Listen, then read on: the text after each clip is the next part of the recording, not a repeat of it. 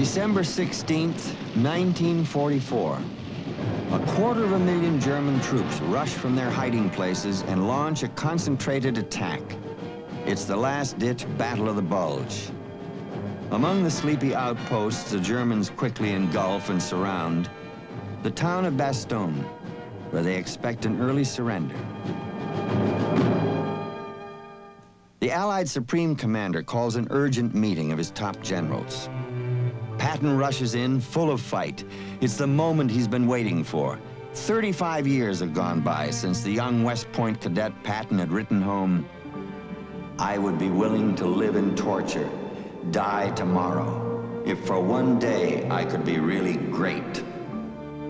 Now Patton gets his chance. If ever there is a time for greatness, this is it. The surprise German thrust has to be stopped, or it could break through and push the Allies all the way back to the English Channel. Patton has a fantastic plan to do the job. Fantastic because it requires permission to call off the attack into Germany and to turn Patton's army of 300,000 men 90 degrees, from east to north. An almost impossible feat. Ike asked Patton, "How soon can you do it?" Patton's answer, 3 days. It seemed unbelievable. General Patton's Deputy Chief of Staff for Operations was there and will never forget that moment as Patton turned to him for confirmation that the fantastic maneuver could indeed be done in 3 days. How did Paul D. Harkins react when Patton put him on the spot? You don't say no to General Patton, you just say, "Yes, sir." That's all I said. "Yes, sir, we can do it." That's what made him so remarkable. He just went out and stood on the road and stopped units that were going in the wrong direction, turned them around. And if you'd see a colonel there, a lieutenant colonel there, he'd say, "This is your task force and you're going north." And then he'd go to the next road and do the same thing, and he turned the whole bunch around, started them shooting north. He's just a remarkable man. He did a little swearing to get it done, but at the same time, he did it. Patton seemed to be everywhere at once, getting it done, as if sheer force of willpower was enough. And the moment he had foreseen years before in his diary at West Point had arrived. "You have done your damnedest and failed. Now you must do your damnedest and win. Remember, this is what you live for. Never stop until you gain either the top or the grave." Now, with not a thought of stopping, Patton with his men and machines complete their historic turnaround and poise for the rush to rescue the heroic Americans the Germans have besieged in Bastogne when the weather closes in. They start the attack in a blizzard. Planes can't fly, so there's no air support. Roads are slick, so the tanks can't move. Hemmed in by weather, weighed down by his own overwhelming need to win against overwhelming odds, Patton allows himself just one appeal for help. An appeal to the top, to God. He calls in the chaplain, James O'Neill, and tells him, "I want a goddamn prayer for good weather." The chaplain protests. "We don't want to pray for weather that will help us kill our fellow men." Patton makes it a direct order. "Write me a prayer for good weather." And the reluctant chaplain produces the prayer that Paul Harkins still carries. I've carried it every day since we published the prayer. And I've used it once or twice, and it works, still works. All you have to do is rub it. And we put it out in a little thing like that. Grant us fair weather for battle. Graciously hearken to us as soldiers who call upon thee, that armed with thy power we may crush the opposition and wickedness of our enemies. God grants the petition. They call it the day the sun came out. Planes fly, supplies flow.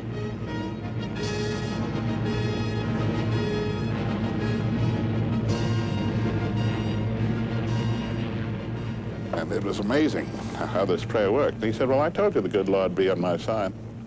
And he called me in and said, "Call the chaplain, bring him up here." Said, I want to decorate the son of a bitch.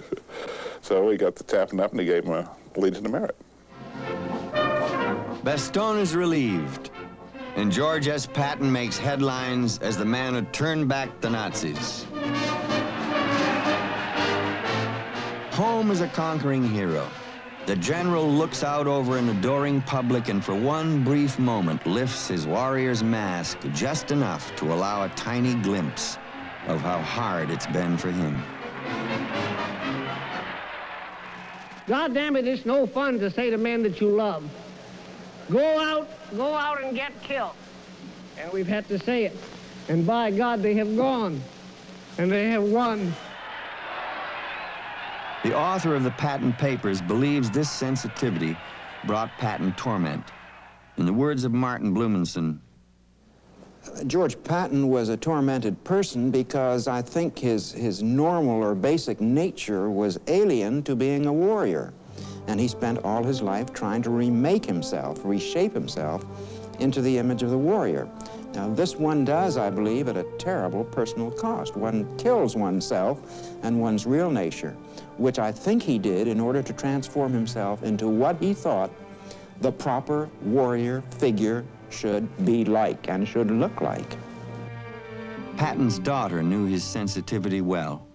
He wrote Mother once from World War I that he was out in the moonlight looking at the dead, and you couldn't tell the German boys from the American boys. And he said he looked at these people with their faces turned up to the moon. Some of them are on the barbed wire. And he said when he thought how many times their mothers had blown their noses and changed their diapers, that he realized how horrible war was. Behind the public Patton, then, there always stood the tender, private, only son trying to please his father.